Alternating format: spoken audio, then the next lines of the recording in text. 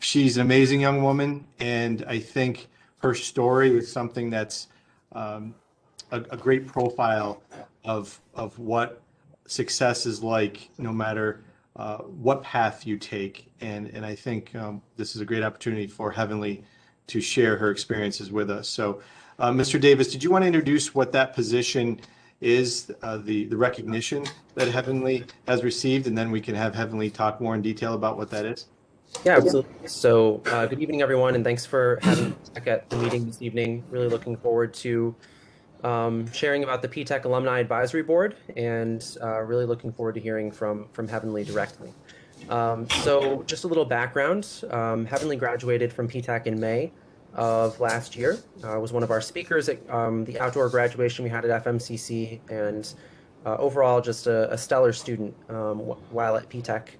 A couple of months ago, IBM, who was one of the founding partners of PTech, founding business partners of PTech nationwide, launched the PTech Alumni Advisory Board. And the role of that board, which Heavenly will tell you more about, is to build a PTech alumni network. So a group of students who've gone through the program, who can go on to potentially support future students in the program through the work that they do. So this advisory board position lasts for 1 year, comes with a $5,000 stipend, and it is a nationwide endeavor. So Heavenly was selected among dozens of applicants from across the country and is proudly representing HFM PTech on the committee. So I'll turn it over now to Heavenly. Words are terrifying, but hello. You'll notice a lot from me. I will make jokes to try to ease my pain as much as possible, because I do sometimes in the beginning seem a little awkward. My name is Heavenly, as you know, and as Mr. Detraglia and Mr. Davis both graciously introduced me as, I did graduate last year, and I'm now part of the HFM Alumni Advisory Board. The board itself is a lot like PTech. Like, it's project-based in the way that we are given an idea of something, and then we have to work on what we want to do. Like, the mission statement isn't even done yet. None of that, because we're creating all of that. The board is entirely up to us and what we want to do with it. So we meet every once a week or every few weeks. We actually are supposed to have a meeting today, but I think it's been moved to tomorrow, where we discuss ways that we could help future PTech students and current PTech students a lot. I meet with the students from Newburgh. Well, some of them are students, some of them are full-time workers. One of them is actually doing a lot of the similar things that I'm doing, so we've been talking a little bit more. From Newburgh, I believe Dallas, Colorado, and then myself. And the board is run by Tony and Angelica, and they are some of the most wonderful people in the world. They constantly check up on us, they help us with everything we need, and they let us create our own schedule, our own ideas. They give us that freedom, which is really nice. The whole board itself is a lot like PTech, and I'm really glad that my old counselor introduced me to it, actually. Heavenly, can you just talk about where you are right now in your academic career and what your future plans are? As you can see, I'm currently in a college dorm, but I attend SUNY Oneonta as a political science and international studies with a minor in urban development major. That was a whole mouthful. I am in the radio club, I'm in the political science honor society, the political science club, the newspaper, the magazine, there's a lot of things. I'm also a part of the EOP program, which is Early Opportunity Program, I believe. I sometimes forget what the E stands for. Educational Opportunity Program. It just popped in my head. It's a lot like PTech, in which it gives students help getting through college. I have a few extra grants because of it. It helps me with any textbooks or classes and like tutors and studies. I currently work at the library. I'm a residential advisor. I sometimes work in the mailroom when need be. I do a lot. And Heavenly, what's your career goal? What do you want to do? What are your career aspirations? I apologize. I want to be an immigration lawyer and advocacy for children and families. And one last question, Heavenly, because I think this is an amazing story that you shared with us. How did you come to join and enroll in P-Tech? How did that happen? I didn't enroll. Behind my back, my birth mother, who she's gotten a lot better, but she was very neglectful in my childhood. She enrolled me for myself. She applied for me, and then when I got in, it was a surprise because my plans were to move me and my siblings to my father's house and live there. So I was actually really resentful towards the program at first because it was something that was keeping me here with my siblings here, and I just wanted us to all leave. But the first 2 months, I did not talk. If Miss Sponable was here or Mr. Lemaster were here, they would tell you. I did not talk. I did not even look at people. I kind of hid inside of myself. I hid under tables, actually, more. To be precise, I did hide under tables and cry a lot. In middle school, I was a kid who was always getting in fights. I stole from the school a lot, food. I was always working since I was 14. I lived on my own. I was an angry kid. I was a really, really angry kid. And then I had an interview with Mr. Dardaris, who was my first principal. And the last question he asked me, I could tell he was like giving up on me, kind of, but I wouldn't blame him for that. But the last question he asked me was, where do you see yourself in 10 years? And I said, happy. I really just wanted to be happy. And then I joined, and slowly but surely, I started to get involved with things, mostly because of this blonde little boy who stuck his head under the table and got me involved in things. He was my best friend throughout all of P-Tech, and he's still there. I started joining clubs, starting with robotics, and then SGA, and the dance committee, and then FBLA. And FBLA was really, I think, what saved me. That I devoted all my time to. I was a public speaker, I was president, I was secretary, I was all of it in one, and I just wanted the whole school to understand how impactful P-Tech and FBLA were.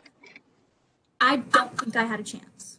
And then P-Tech was that equalizer for me. It gave me the chance that I didn't think I wanted or needed. And suddenly I'm no longer worried about paying rent or getting food or having to deal and take care of my siblings, because all of that was put to the side and I could just work on this. I got my associates and my high school done, and it was like a breeze. I have a job where I can take care of them. They now live with my father. I live on my own. I am a successful person now. And I remember before, when I would try to remember the FBLA thing all the time, they would say, we want you to become successful people and leaders in the community. And by then, all I wanted to be was a person. I just really, really wanted to be a person, like a full person. And I've never felt more full than after when I finished P-Tech. And I even said, my goodbye speech was a goodbye and it was a thank you.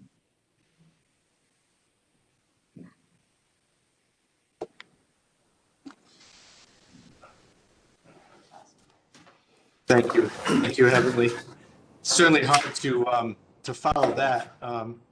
You've come a long way, that's for sure. And does anybody have any questions or anything that they would like to share with Heavenly? Well, Heavenly, Great to see the progress she's made, and I'm proud of her. Thank you. I mean, I still got purple hair, so. Looks great. Thank you. so Heavenly, this is my name is David Ziskin. I talked to you when you started, or when you entered the call. I'm the district superintendent of the Boces. Dr. Michelle was my predecessor. To give you an idea, if you had met him, told you we didn't meet, but I got to listen to you last year, and I'm really happy I got to hear more of your story tonight. And I think you clearly captivated all of the adults you're talking to here in an inspirational way. So you talked about when you first entered the P-Tech, I would say maybe feeling a lack of a sense of belonging or engagement with the school. When you talk to students now in your role advocating for P-Tech, How do you approach, how do you hook them? What is it about your story that you share that you think would resonate with them so they don't miss out on this wonderful opportunity that you've seized on? Well, fun fact, there's actually a few students in P-Tech right now who are either friends or related to my younger sisters. And I don't know if you've ever seen what a more urban lifestyle is like, but kids tend to stick with other kids no matter what. And they were all our neighbors. So, you know, our house was the chill house because my mom, again, was very neglectful. So those kids would come over all the time. I kind of built bonds with them. But there's one, her name, I believe, is Kaylee. She just got accepted. And I remember sitting there and she was talking about how she was so excited to go to Gloversville High School. Who is excited to go to Gloversville High School? I need to ask her. But she was so excited and we talked about it and stuff. And I'm kind of I'm softly persuasive. I remember in P-Tech, I would get kids to join FBLA by kind of like, Miss Dr. Lorraine is nodding her head. I think she remembers how I would gently harass students to join FBLA. I don't know. It's like everybody has their own story, but there's the same journey when you go through P-Tech. It's kind of like a family. And I think a lot of kids who come from my situation don't have a family. They don't have that family aspect. I've been looking for one my whole entire life. And when I tell people to join P-Tech, I tell them you're joining a family. And it's more than that. You're joining a family who's going to take care of you. Because I've had families that didn't want to take care of me. After I turned 18, nobody was going to help me. But then I had Miss Sponable, and I had Mr. Davis, and I had Mr. Lemastra, and I had Miss Goddery, and and Miss Thomas, and all these wonderful teachers who just wanted to make sure that I made it.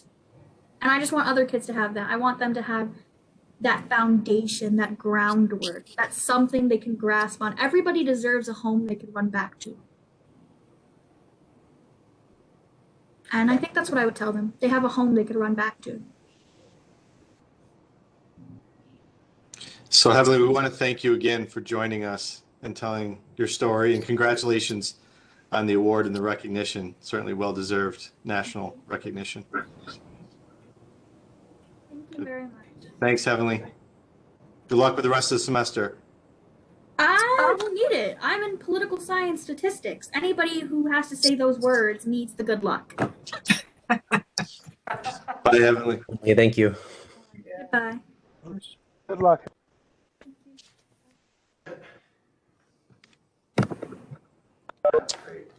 So we also have Matt and Celeste here to provide an update on P-Tech's combination, essentially, of the 3 into 1 and how that transition has happened so successfully this year. And you can imagine the challenges that they have faced. Aside from the pandemic, put that aside for a minute, when we're talking about 3 different programs and 3 sets of students and staff, and how that has worked, and then also moving from Jansen to Glebe. So many moving parts, and just wanted an opportunity for Matt and Celeste to discuss and share where that's at now. Absolutely. So the last time I spoke before this board, I believe it was to discuss the details surrounding the co-location that Dr. Ziskin and the rest of the administrative team were proposing. And since that time, there's been so much that's happened. So I'll just focus on a few highlights. So the co-location brought together Agriculture P-Tech, Foothills P-Tech, and the original Jansen Ave P-Tech, and also incorporated P-Tech students from Amsterdam High School later on. So we essentially co-located 4 different programs together, and as part of that, moved all of our campuses in 9th and 10th grade to Glebe Street School in Johnstown, and then our 11th and 12th graders up to the Boces and FMCC campuses. And of course, we still maintain the SUNY Cobblesteel site for our ag students as well. So that co-location, I think the most challenging aspect of it was bridging cultural divides between the 4 different programs that we had. We brought together students who were really embedded in Amsterdam High School. We brought together students who were coming from a strictly agricultural background, other students that were embedded in Johnstown High School, and then fourth-grade students who, had, really their own P-Tech program at Jansen Ave. So we had big plans before the pandemic hit to, bring students together before the end of last school year, and put them through a program together with an outside speaker coming in. And of course, that couldn't happen due to the pandemic. But despite all of that, we managed to start this school year and do it relatively smoothly, bringing all those students together. It's really been amazing to see them develop those new relationships with each other, despite the fact that some of them are fully remote. Some of them only come to school 2 days a week. Some of them come to school all 5 days a week now. But there are still students on our campus and in our building that haven't even met each other except through Zoom. And yet they're still able to sustain those relationships and work in project teams together. It's fascinating to watch as an administrator, and I'm really looking forward to getting all of them in the building at one time, hopefully next year, so that we can finish that cultural unification process. So the next big thing we had to do was renovate Glebe Street. And Kathy Lewis was instrumental in helping us with that. Dr. Hohenforst was instrumental in starting that process. And I think I worried them to death a little bit with how that all went down in 3 months. We really were able to redo a lot of the electrical, the entire network in the building, a lot of the plumbing, the paint. We moved, of course, an immense amount of furniture and supplies to the new sites. And on the first day of school, it was all done for the most part. So we're very thankful for that, that the renovation is complete. So, the next part of our story here is the pandemic. I don't think anybody expected us to be co-locating and renovating in the midst of COVID, but we did. And, students everywhere have been struggling with the challenges of COVID. Mental health has been, I think, our biggest challenge, motivating students to still want to do well in school, especially in a program that's rigorous and challenging in the ways that P-Tech is. So we put in place several different interventions to help students. The first of which, we're starting this Friday, we're bringing certain students back to school 5 days a week. They were coming to school 2 days a week, then 4 days a week, and now we have the opportunity to bring them back all 5 days. We're very thankful for the collaborations that we have with our partner school districts, who have been instrumental in making sure that they can transport students to us. On Fridays, we're doing small group tutoring with just those students who are struggling the most. And that is really going to be instrumental in moving the needle for them to make sure that they are passing their classes and prepared for, the potential of Regents exams at the end of this school year. We've also been, again, grateful to our component districts for being willing to have our students participate in in-person summer school this year. We have a group of students who have struggled again immensely this school year, and they're really going to benefit from the summer learning opportunities to help them succeed. And I think the last big thing this year that's been so integral to our success has been the addition of Mrs. Keene as our assistant principal. She comes to us with a ton of knowledge in special education in particular, and several years of experience as a school leader in other districts. I certainly couldn't have done this school year without her, and it's been awesome to have a partner on board to help navigate how stressful this school year has been. So at this point, we are in the final stages of our recruitment of our 8th cohort of students. It's hard to believe that we're up to year 8 already. So we're going to be admitting those students for the 21-22 school year. And we're really looking forward to meeting that next group of students.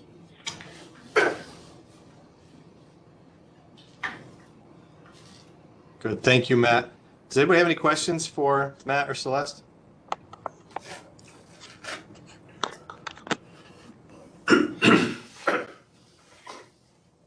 Jay, I'd make a comment. There are all sorts of catchphrases out there, but one that that certainly resonates, I think, with most of the people on this call is the idea of relationships opening the door to rigorous learning activities and outcomes. And the relationships, so we've got two relationship experts here in Celeste and Matt. And I want to compliment them and share with the board that on our statewide DS call yesterday, there was a lot of discussion about learning loss from representatives from the state education department. A couple of DSs spoke up and talked about, both in their component districts where it may be uneven, but in Boces programs, I think we're talking about learning this year and not necessarily learning loss. If you look at our programs, we found a way to connect with and engage kids and be in person in many spaces in our programs, be it CTE, special education, or the PTEX. I think that it's been a challenging year, but I would challenge anyone to say it's been an unproductive year in all of our programs, and in this one in particular, where the possibility existed, some of the barriers that you had in front of you to have some sliding, and we haven't seen it, and where we have, you've attacked it. So that's just my 2 cents, and go back to how I started the conversation. Matt was here when I arrived, and I'm really glad he was. We kind of went after Celeste because we felt like her ability to foster relationships with high school students who were facing some barriers and accepting challenges fit like a glove with the skill set that Matt already had brought, and the two of them are doing a wonderful job of inspiring their students and their team. So happy to work with both of you. 2 years ago, I didn't work with either of you. Jay, do you have anything else? No, that's it. I just want to thank Matt and Celeste again for all their work, and it really has been, given the environment we're in, a relatively seamless transition. And I think it's important what Dave said, but we're really focusing on the learning that's occurring, not things that are missed, and moving forward. And that's what Matt, Celeste, and their team has done with our students. So thank you for the opportunity. Yeah, and on behalf of the board, I want to thank Matt, Celeste, and Heavenly, and Jay, your guidance. A few months ago, Dave and I had talked about really looking at this program presentation piece as being a kind of a central portion of our meeting. As board members, we tend to go through the regular business of the board, and a lot of times we might not connect it to the lives of children as much as we maybe even should, because it is regular business. But I think, Jay, you brought a couple of programs here over the last few months. We've had the opportunity to meet Celeste and other new administrators with us. And I really think it's an important part of our meeting. And, personally, I feel like I know a lot more about what's going on in our BOCES because of this portion of our meeting. So I'm happy you've kicked it off, Jay, with some of the things you brought us. I'm happy that Matt and Celeste were able to give us another update. I think, I'm not sure what the agenda is for upcoming meetings, but I'm really hoping that this becomes a regular part of what we do. I think it's some of the time best spent in our meetings that keeps our focus where it should be, which is keeping children at the center of the work that we do as board members.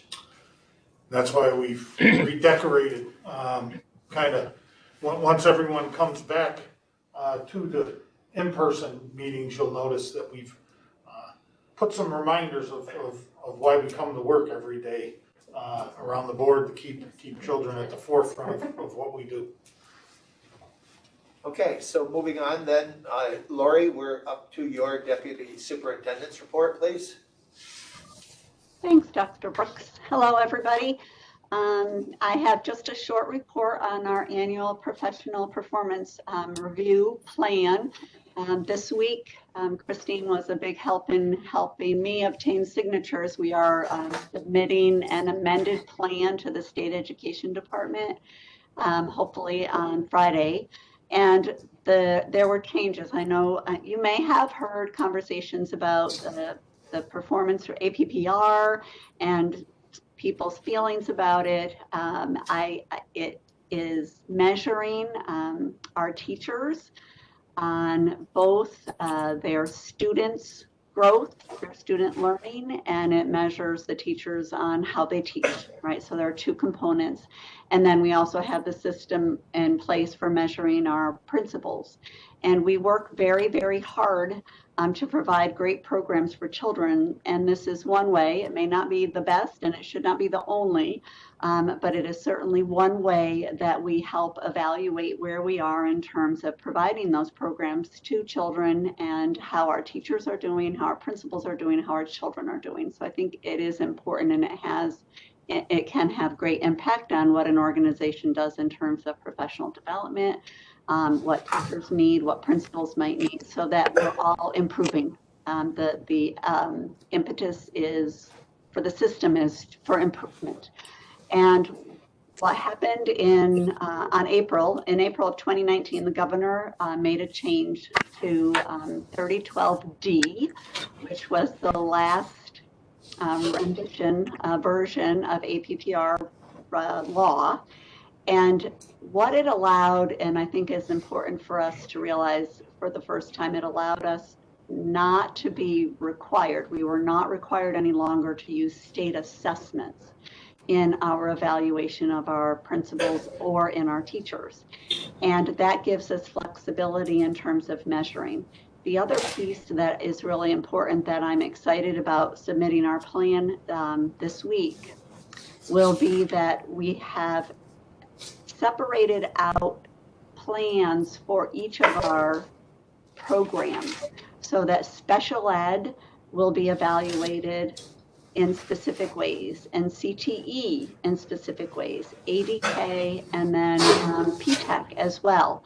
And we've worked with the administrators, we've worked with the Teachers Association to make sure that what we are submitting to the state makes the most sense in terms of evaluating all of our staff, the teachers and the principals. So I'm excited that we're able to make those changes. We are using some of the state assessments still.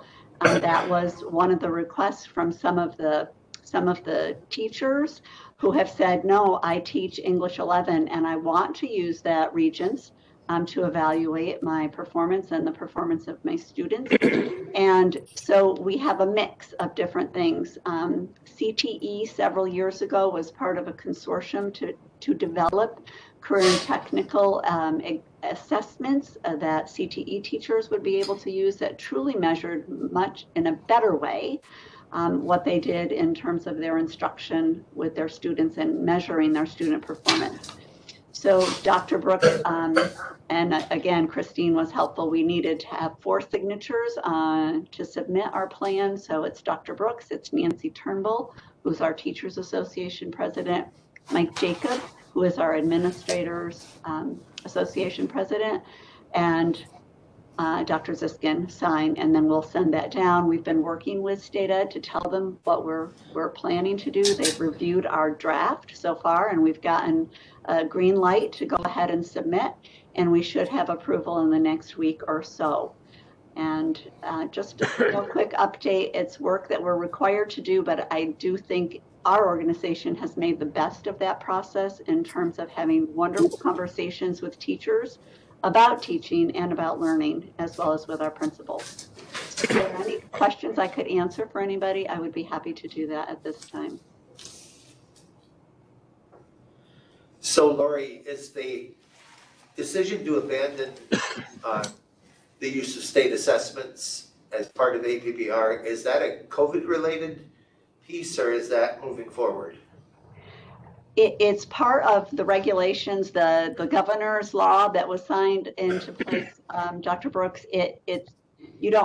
you may use them, but you're not required to use them anymore. And it's actually one of the items that's a negotiated item with the Teachers Association at this point in time. We've had a great relationship with our Teachers Association, so we've always been able to talk through what works best for our Boces. We're not a school district. It's a little different the way school districts function, so it doesn't preclude us from using them. We may choose to use them if we think it measures our students in the best way, and I do not believe it was in any way related to COVID, Dr. Brooks, since they signed that in 2019. So where we choose to abandon the use of, those standard tests, would we be working with the teachers and the Teachers Association to identify other achievement measures that would be connected to a teacher's performance? I mean, I understand that state assessment may not be a great match, but ultimately I think we have to measure student or teacher success ultimately is connected to student success. So I'm just wondering if the plan is to identify other measures that might be teacher-made or rubrics that could describe what success is within a CTE program. I know there are the trade assessments that go on in many of those programs, right? So anyway, what's the plan? What would be the thinking or the plan for that? So we have three choices, Dr. Brooks and the rest of the board. We have three choices in terms of what assessments we wish. So it may be the state assessments, it may be a third-party vendor, and please understand that we have used a third-party vendor for quite a few years in measuring assessments, measuring student growth. And the other would be assessments that have been developed and designed perhaps by a cohort of teachers, but all of that has to be approved by the state education department. So we could not, as an entity, just sit down and say, well, we're going to make up our own test and administer it. We would have to have that approved by the state education department. So we have those three options as we move forward, and the plan can be changed at any point in time for any given year. So right now we have a mix of state assessments and third-party assessments that have been approved, as well as the Washington-Saratoga Boces. It's really the statewide CTE assessments that we're using. But right now, that's what the law enables us to do, is to choose from those three options. Okay, thanks. Sure. Anybody else?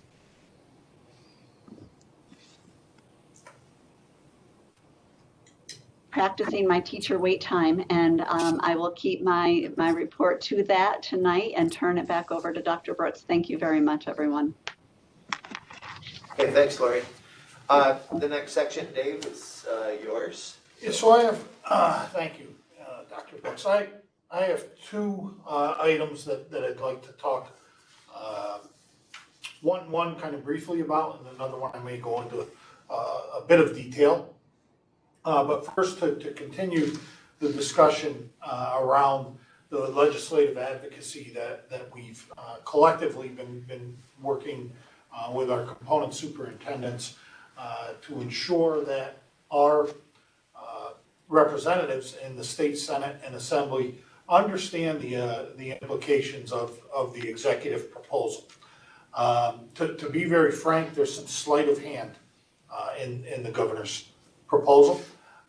And we have met with some couple of veteran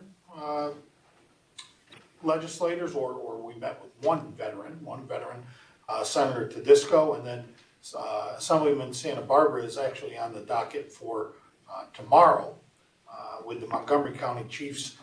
We also met with two newer legislators that represent districts in our region. While Senator Smullen Assemblyman Smullen is not brand new. He's certainly newer than Senator Tedisco is. And then brand new to the Assembly is Assemblywoman Michelle Hinchy, who took the seat of George Amador when George Amador didn't, and I'm getting all messed up because that is Senator, she is Senator Hinchy, when Senator Amador chose not to run. And I just will share for just a minute the agenda, just so I can point to the items and be a little more concise with what we're after when we meet with these folks. So this was the agenda for our folks. You know, we had some introductions, but this idea down here, the 4 challenges that we faced, that we discussed with Senator Hinchey. And I would just call your attention when I talk about the sleight of hand to the final 2 bullets. The importance of maintaining expense-based aids and not combining into the services aid category, and this new inclusion of STAR in state aid runs. This is where I'm talking about the sleight of hand. It was trumpeted that there was this great increase in state aid due to the infusion of the federal stimulus money that will be coming. Frankly, there's $6 billion of money that will be coming from the federal government that will be included in this year's state aid run. It supplanted monies that would have flowed to districts in the form of expense-based aid, and this idea with STAR being included in the budget in the way that it wasn't, and then being backed out as this local adjustment. And the way it's now been deciphered by the folks that really understand these numbers, our advocates, what we truly think we're looking at is a $1.7 billion decrease in state aid rather than this increase because of this moving of money in and out. So these are the topics that we've discussed with these legislators as the landscape kind of unfolds in front of us. Some different ideas have entered into the discussion. One of which is the danger of taking what is supposed to be 2 years of federal aid and rolling it into 1 aid year. And, you know, we all remember the gap elimination adjustment that came 8 or 9 years ago, and really caused some real hardship for folks. What the term that's being bandied about now is this idea of there's a financial cliff. And what that means is, what's your plan when this federal money isn't there anymore? So for this idea that there's 2 years of federal money coming, we should use it over 2 years. However, the 4% cap on unrestricted fund balance prevents districts from doing that. So there are some implications there for our state legislators and for our districts. In talking with our financial advisors, they said more than ever, it's very important to consider your local tax levy, and you know there is that state tax cap. But I think everyone in this room understands that many districts in our region forego raising their levy to the statutory limit that is placed on them, and we hear a lot of pride out there about going out with 0 increase to your tax levy. That's a dangerous thing with this financial cliff, so to speak, looming. It kind of sets you back further. It may not solve problems, but if there was ever a year to try to get to your statutory calculated limit, this probably would be one, because going out at 0 is going to only exacerbate the problem that may be coming in either 2022 or 2023. And we've started to talk in terms of our districts that it's wonderful that this federal money is going to arrive and that possibly some more will come, but you need to have a plan to wean off of that federal money, because it will not be something that is permanent. And we saw that occur,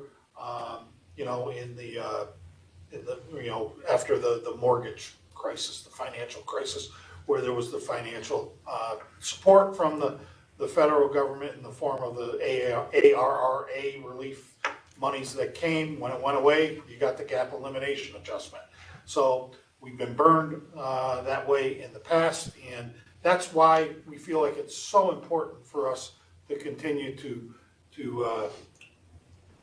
communicate this message even to those legislators who truly do understand. And Assemblyman Santa Barbara is one of them. Probably our conversation with him is going to be a little different. Tomorrow we'll go through the issues real quickly and then ask his advice on what he thinks we can do to further strengthen that message. So if there aren't any questions around what we're doing with legislative advocacy, I'll move on. Thank you.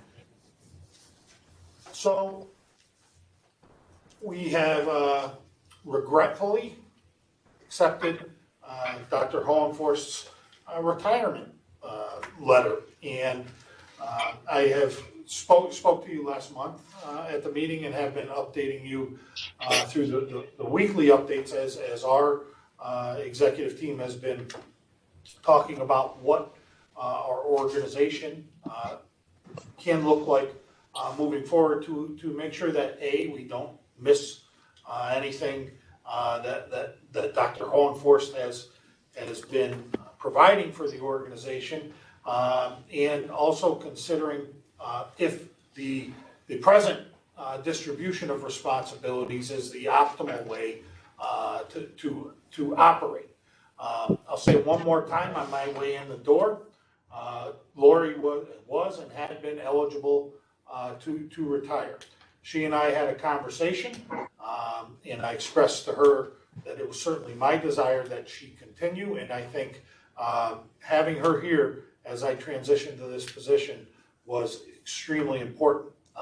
And if I was in her shoes, I don't know if I would have made the same exact decision, because she had certainly earned her way to retirement, but that's how important this organization has been to Lori. So the first thing I will project for you is our current organizational chart.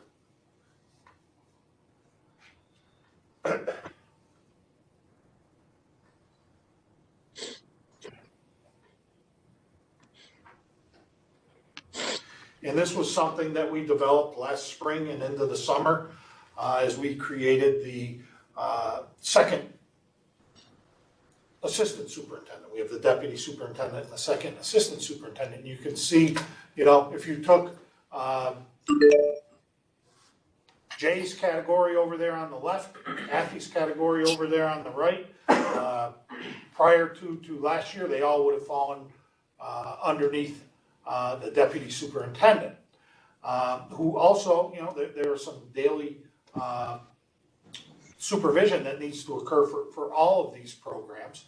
So we broke it out under the guise of student programs, and that Jay would lead our student programs, and Lori would focus on Boces operations and services, overseeing the instructional services division, itinerants, school library, technology, human resources, corrections, education. That's certainly sounds like a full-time job there, as well as some oversight over Kathy and the business office in those areas that had been assigned to Kathy to oversee on a daily basis. So I think we were fortunate that we did this, because we seized on the capabilities that Jay brought to the table, and we certainly have not missed a step, and maybe even have grown our instructional programs that were in ways that just weren't possible when we were spreading one person so thinly. And then on top of all of this, COVID hit, and we charged Lori with the responsibility of being our COVID coordinator, and actually she's become the de facto leader of COVID coordinators throughout the region. So good thing we did this. Lori's retiring.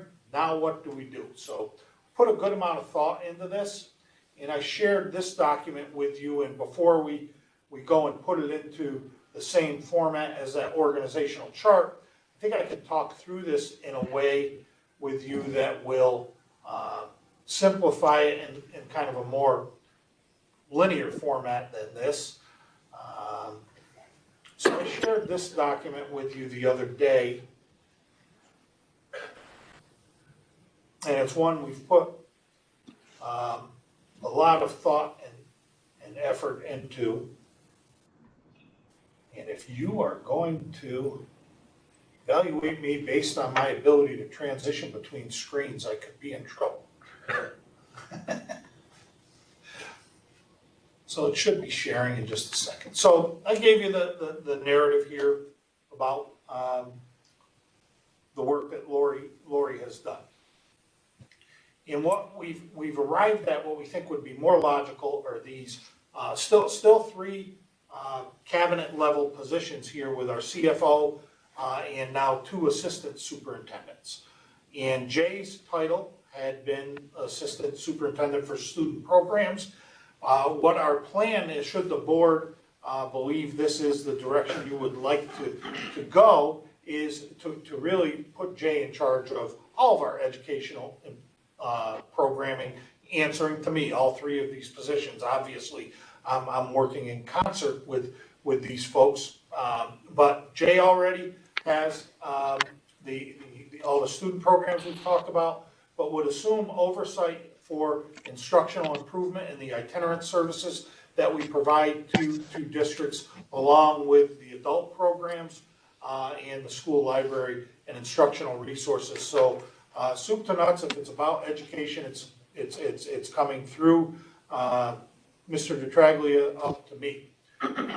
Our chief financial officer, to me, I believe Kathy is embedded in each of our programs and works in a way that supports and even sometimes helps the program leaders lead their divisions. Additionally, I believe that the CFO needs to be a resource for our component school districts and their business offices.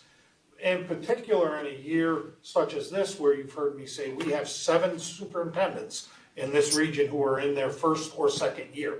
So Kathy is spending a good amount of time working with the component districts and within our programs and supervising our business office, ensuring that everything gets done right and in a way that has meaning and is effective for our component school districts.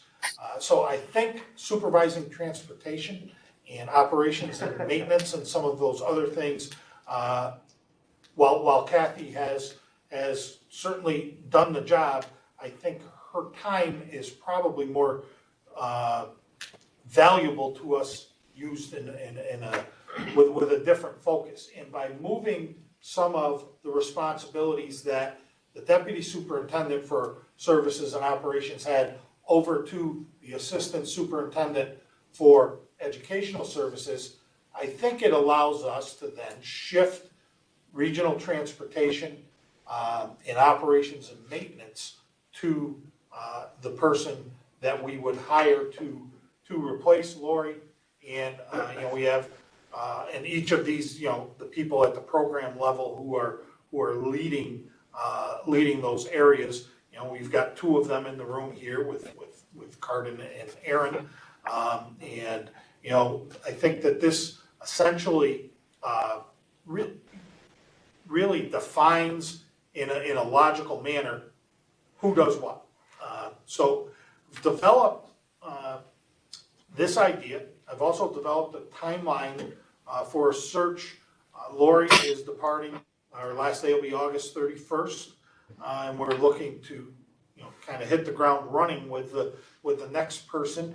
And if we're going out for a search, typically people who have the credentials and positions that would fit for this type of thing probably aren't looking at a 30-day notice period. They're probably looking at a 60. Maybe they'd be looking at a 90. So that's why I bring it to you what may seem kind of early to have the discussion. And the last thing is, we're looking for some efficiencies. The deputy superintendent does some different things and had some different types of responsibilities that an assistant superintendent would not. And we talk about being efficient, and I think we'll achieve some breakage there as a, I don't want to date you, Lori, with the number of years, but as a veteran person who's been a deputy superintendent moves out, I would anticipate we would search for this position at a lower salary range. So going to stop sharing, see if the board has any questions right now about the position or would like to engage in any discussion, make any comments. It sounds as though you've thought this through very, very carefully. I've got to absorb it a little bit before I have any questions, but so far it looks like you've done a lot of work.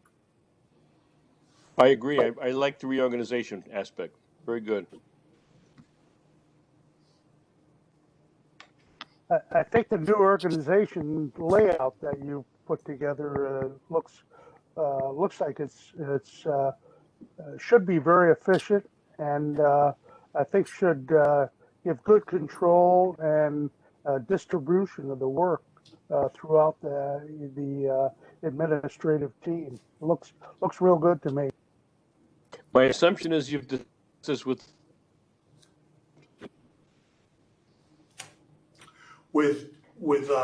the team that really made this plan consisted of Lori, Kathy, Jay, and myself. good.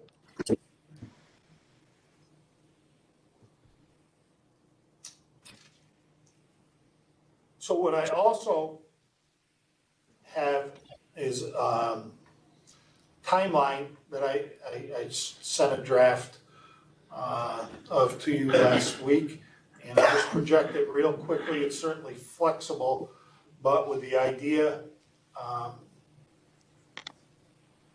that we can get someone hired and I hate to say it, Lori, in her chair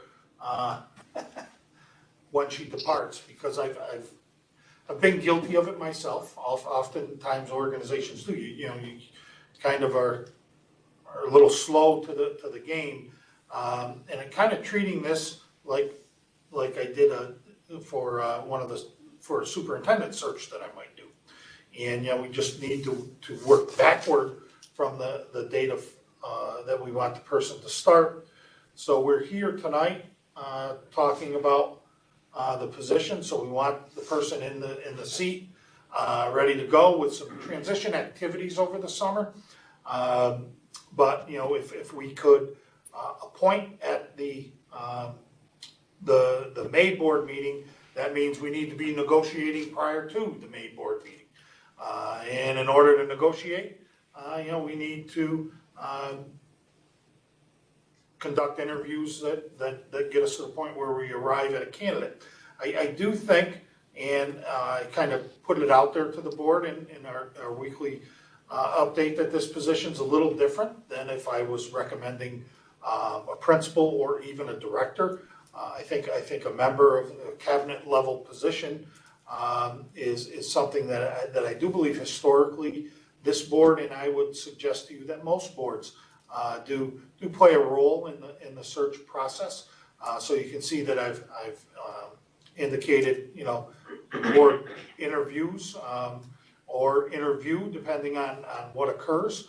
But I would be updating you throughout the process. If it comes down to one clear-cut person that I think is going to take the position, you might see one person. That'd be kind of a risk, though. You may have to interview more than one person because we may not be able to successfully negotiate the terms. But one thing I will tell you is the reason I put interview with the S in parentheses, I do not want to put anyone in front of you that I am not comfortable recommending for appointment. So that's where about the only leeway I ask for there is if it comes down to it, we'll have a discussion if it's only one that you will interview, if that's the direction you want to go. But I'd be uncomfortable giving you someone that that I wasn't 100% sure about. Are you okay with the March 5th to April 1st timeline for the original posting and response that you expect to get? Does that seem long enough? I am. Yep, I am. I think it's a little different than well, I say I modeled it after a superintendent search. I don't think it's necessary to go out for much longer. And what I learned last year as well, and from some of my colleagues, sometimes that even causes the search to get stale. And we moved pretty quickly with the last search we did. I think pretty successfully with how things turned out over in Johnstown. I also noticed that you have the vetting of the candidates in April on, what is it on the 1922, yeah. 2. Are you waiting to that point for a reason, or are you thinking of possibly vetting before that as you receive the applications and do it? That's a good question. Before you start. You can informally, feel things out, but a lot of times, people are anticipating that you're not going to perform a reference check until they've progressed through the search to a certain degree, because some people, and I was one of them. We talked about the confidential nature of the search here. It made it frankly possible for me to engage with the search, because I was a superintendent who was in really good standing, if I do say so myself, in my position in Fort Plain. One of the things that might change a board member's mind is if they know you're looking for a job. So until I know I'm serious about a person, I don't think I want to start looking into whether or not that person is going to be the candidate. So that's what those screening interviews will be by Zoom or WebEx, and Jay and Kathy and I will take care of that. And then if someone emerges from those screening interviews as a candidate we think we want to interview, let them know that we may make a couple of calls, but not full-blown reference checks. What are the means you use for vetting? You mentioned phone calls. Is there any other way you're going to vet these people? My main avenue to vet is through my colleague district superintendents, is where I would start, because I know all of those discussions are confidential. And then if need be, to the superintendents of the districts where candidate may be working, but again, there'll be a full-blown reference check before we even bring a candidate to the board.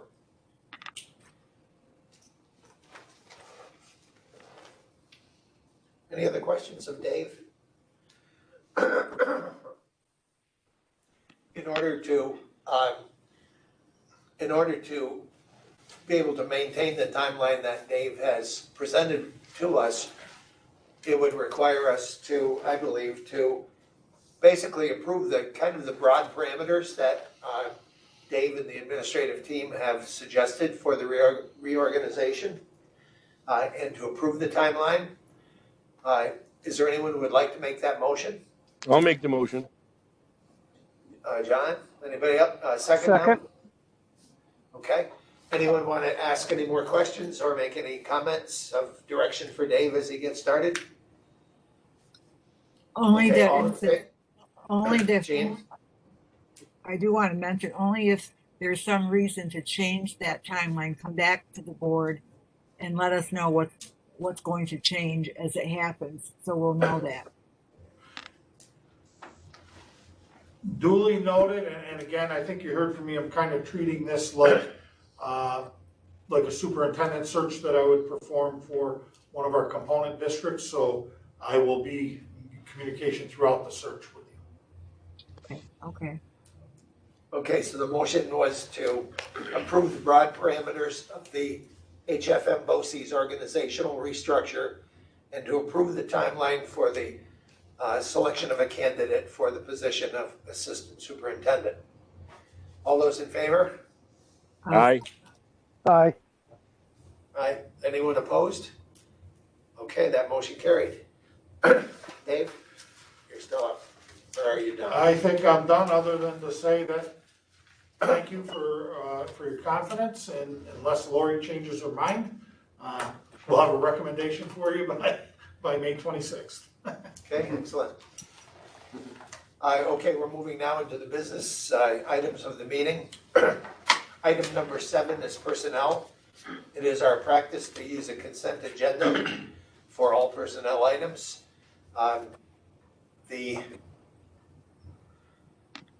So it is recommended that we approve the personnel items by consent for items A through E on the agenda. Have a motion, please?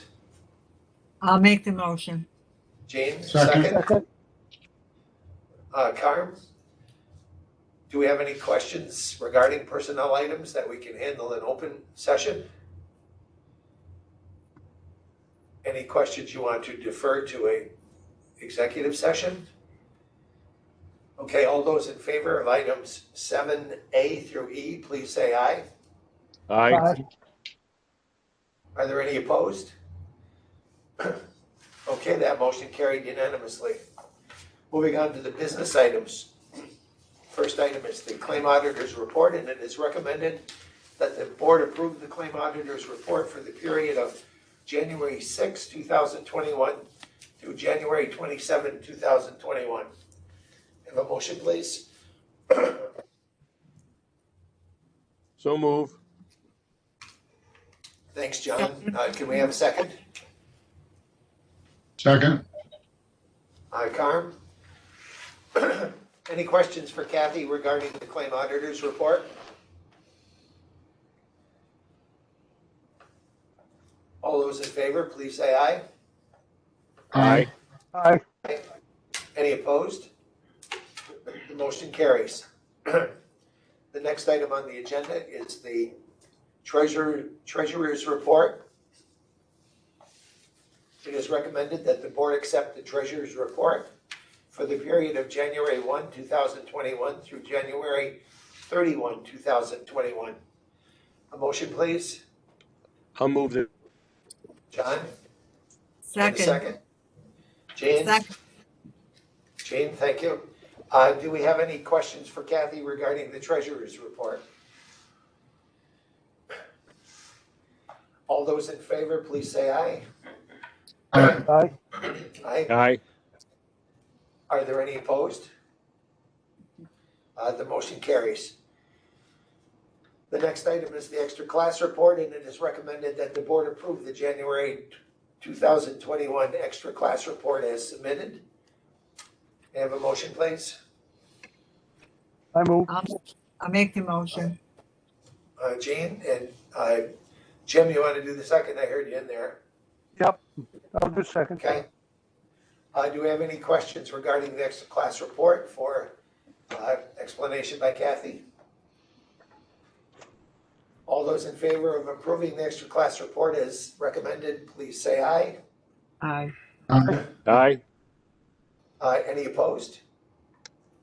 That motion carries.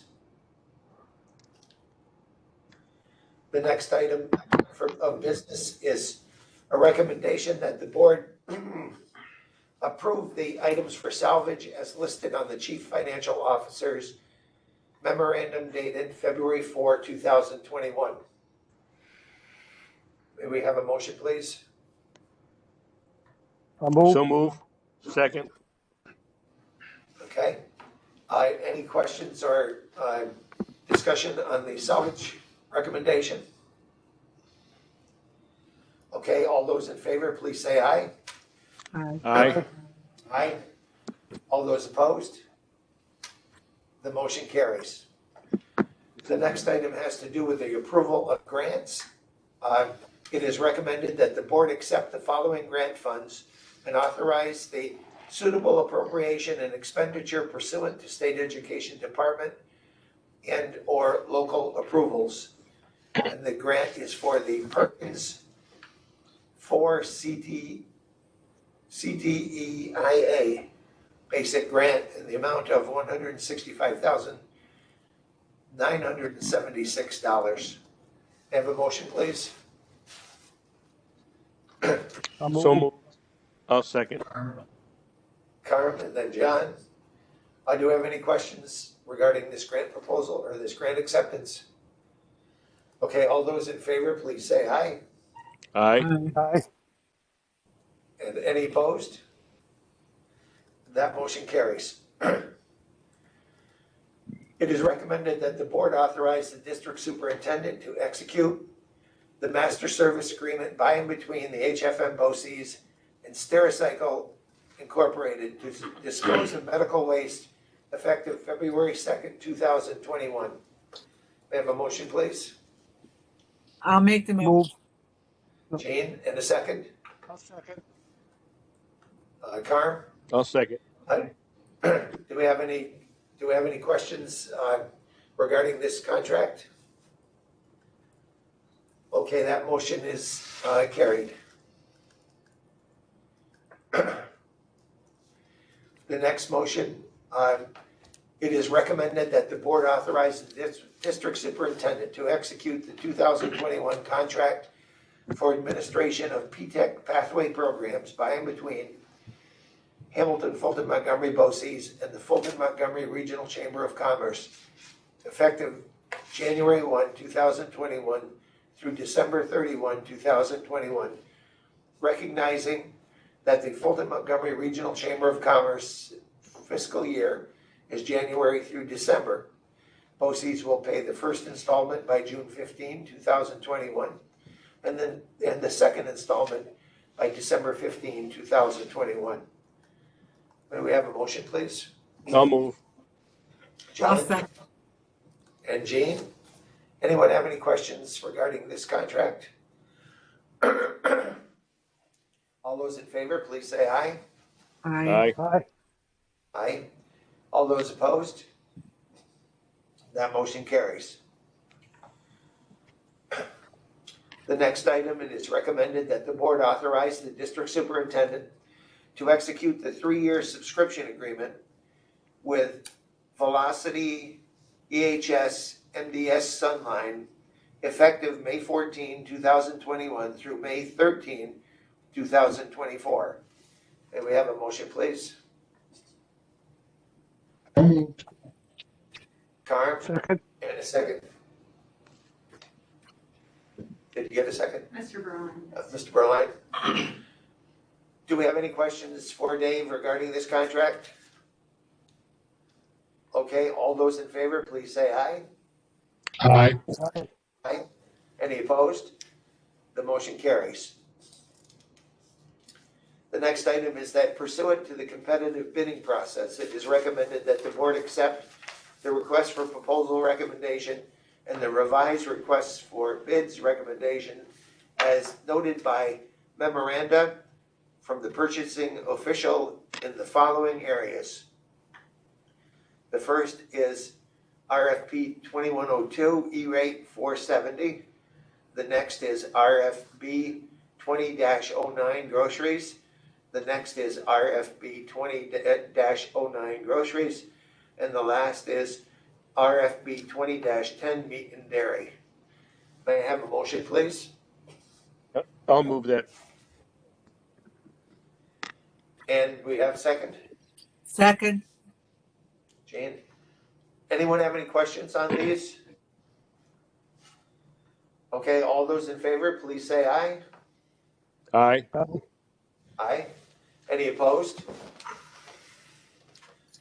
That motion carries. Moving on to other business, we have a policy for first reading.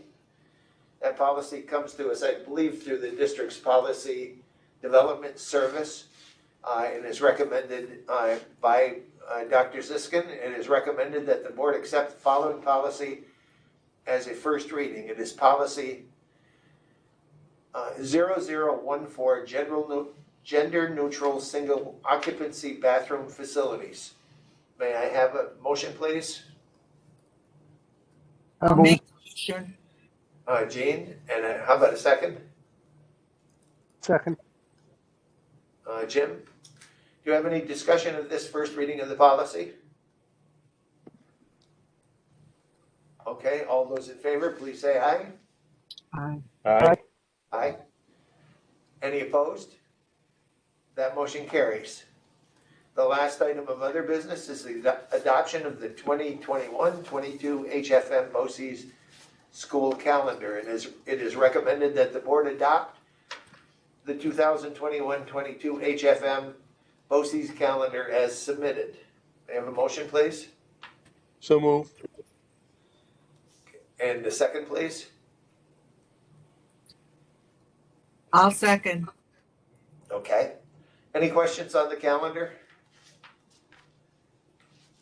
Okay, then, all those in favor, please say aye. Aye. Aye. Any opposed? Okay, thank you. That concludes the regular business and other business of our meeting. And we now have a time for board members who may want to make comments or give reports. Is there anyone who has any comments for us tonight?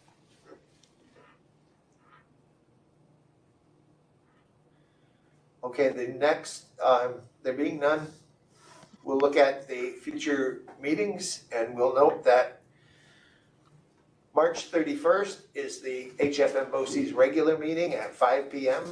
It's going to be either here in the boardroom and also on WebEx. On April 14th, 2021 is the Boces annual meeting at 6 p.m. and that will be on WebEx. If you remember last year, that was our first experimentation with a WebEx annual meeting. So we'll see how much we've learned in a year.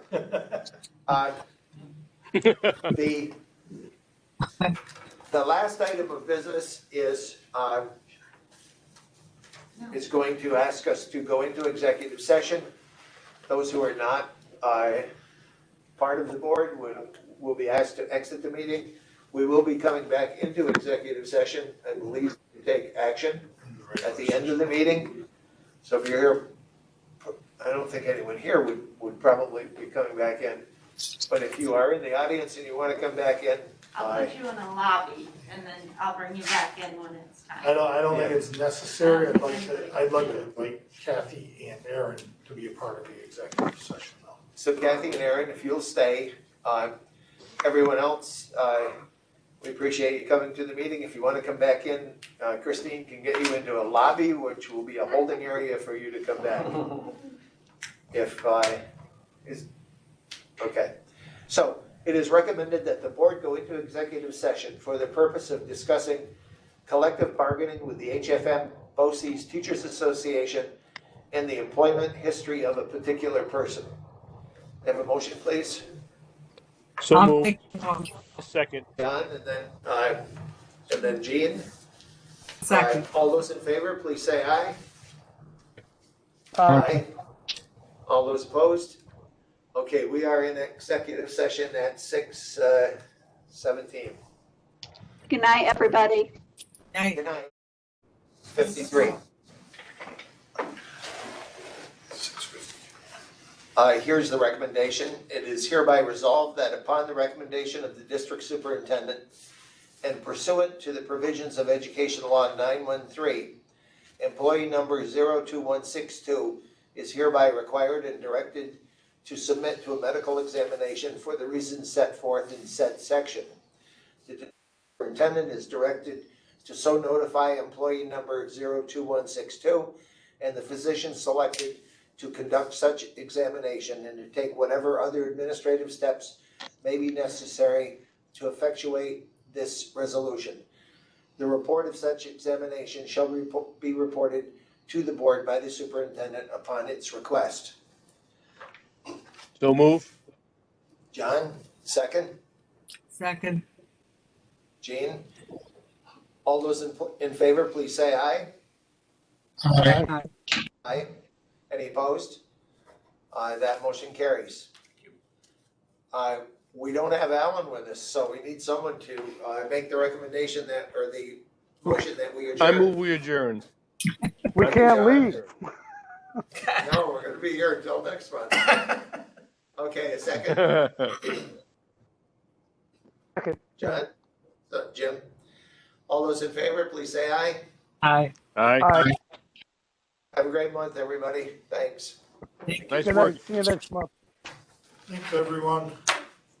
Aaron. Good job. Harry, Thank you. Harry,